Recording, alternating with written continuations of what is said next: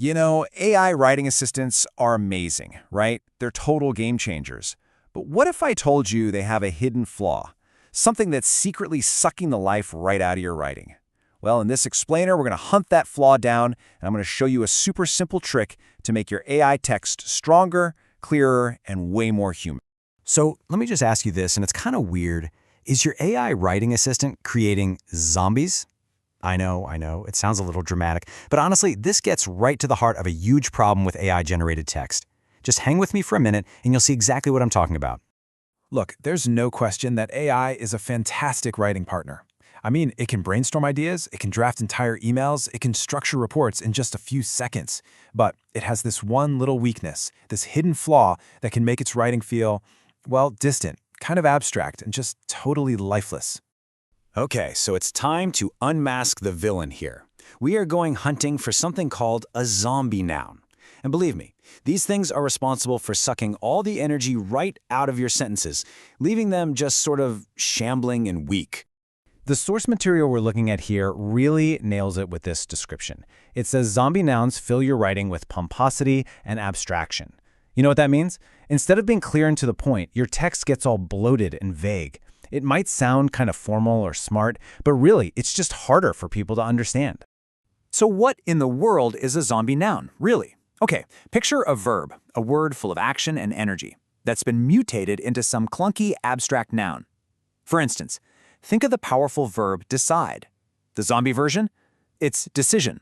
Or investigate becomes the zombie investigation. See? They literally drain the life right out of a sentence. All right, so how do you actually spot these things out in the wild? Let's get practical. You can think of this next part as your official field guide for the modern-day zombie hunter. This right here is your secret weapon. You're going to look for words with these common endings: TIOM, MENT, SION, ANCE, ENCE, and IOYTY.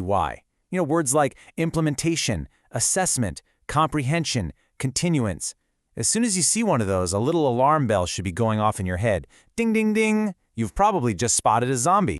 So once you've spotted the zombies, it is time to bring your writing back from the dead. And the technique for this reanimation, it's actually incredibly simple. Seriously, anybody can do this. Here's the whole process in 3 easy steps. First, you spot the zombie noun. Let's use decision again. Second, you find the powerful verb that was buried alive inside it. In this case, decide. And third, you just rebuild the sentence, making that strong active verb the absolute star of the show. Now look at this. This shows the change perfectly. The before says, the team made a decision to conduct an investigation. You see them? 2 zombies right there. It's so clunky. Now look at the after. The team decided to investigate. It's shorter, it's way more direct, and it just has so much more punch, right? Let's do another one. Check this out. The zombie version. There was an expectation of a continuation of the project. It feels so passive, so indirect. But watch what happens when we bring it back to life. We expected the project to continue. Boom, that's it. It's shorter, it's clearer, and it puts people, the we, back in charge of the action. The difference is just night and day. Okay, one last example, just to really lock this in. The implementation of the new system will have an effect on productivity.